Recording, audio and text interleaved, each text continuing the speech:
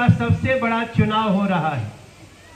और ये चुनाव पार्षद का नहीं है जिससे मेयर बनता है, ये चुनाव विधायक का नहीं है जिससे मुख्यमंत्री बनते हैं, ये चुनाव तो सांसद का है जिससे हमारे देश के प्रधानमंत्री का चुनाव होता है मेरे भैया। और जो आज प्रधानमंत्री हैं नरेंद्र मोदी जी एक बार फिर से खड़े हैं, लेकिन आपको हंसी इस बात पे आएगी कि चुनाव तो हो रहा है लेकिन प्रधानमंत्री पद के लिए एक ही व्यक्ति खड़ा है और उसका नाम है नरेंद्र मोदी। क्या आपने दूसरी पार्टी के किसी व्यक्ति का आपने सुना है कि वो कैंडिडेट किसी को लेके आए हैं? नहीं लाए हैं।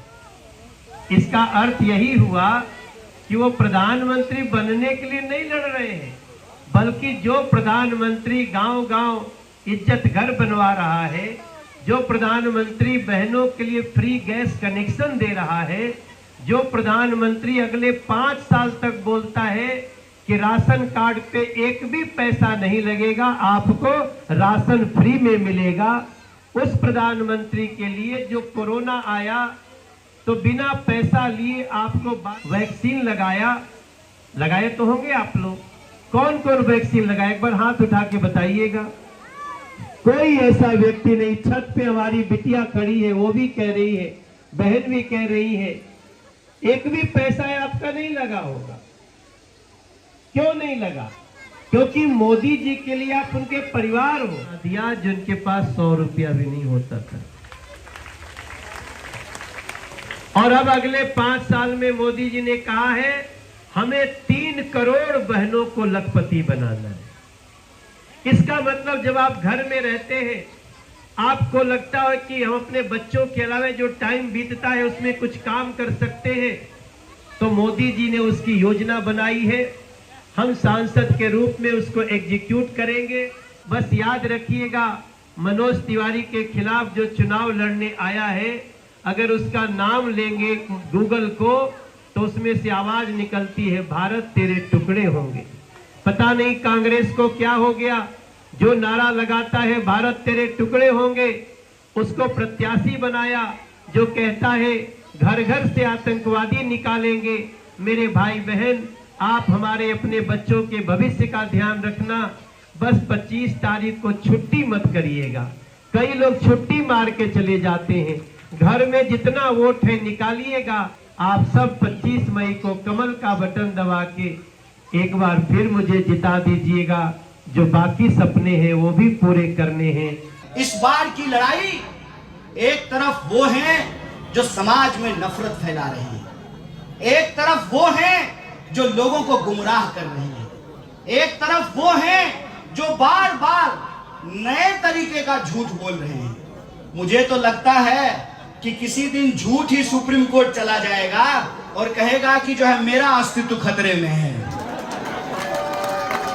नया तरह का झूठ बोलते हैं, वो आपके पास आएंगे, फिर से जो है इस समाज को, उत्तर पूर्वी दिल्ली में रहने वाले लोगों को बांटने की कोशिश करेंगे, गुमराह करने की कोशिश करेंगे। लेकिन हमको अपनी समस्याओं पर टिके रहना है।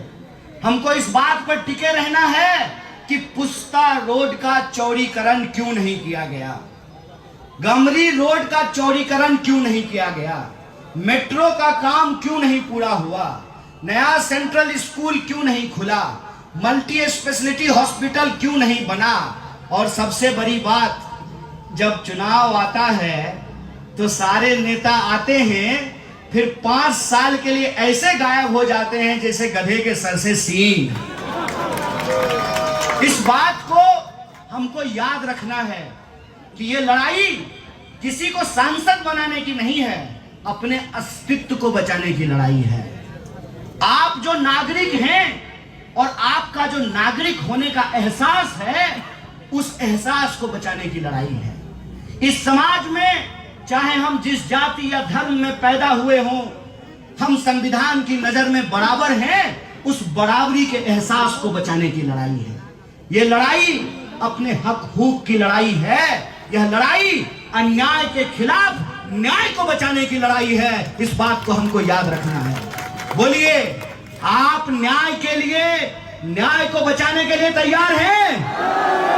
अगर आप तैयार हैं तो हम आपको एक बात कहना चाहते हैं। जो आपको मिल रहा है मुबारक, जो आपको मिल रहा है बधाई। हम उस बात को आगे बढ़ाना चाहते हैं। हम चाहते हैं कि महिलाओं को हर महीने 8,500 रुपया मिले। मैं कहता हूं कि यह बड़ी लड़ाई है। यह लड़ाई पार्षदी का नहीं है, यह लड़ाई विधायकी की नहीं है, यह लड़ाई देश बचाने की लड़ाई है। और सब कुछ भूल करके हमको इसके लिए एकजुट रहना है, क्योंकि संविधान बचेगा, लोकतंत्र बचेगा, चुनाव होगा तो हम भी बचेंगे। यह बात हमको याद रखना है।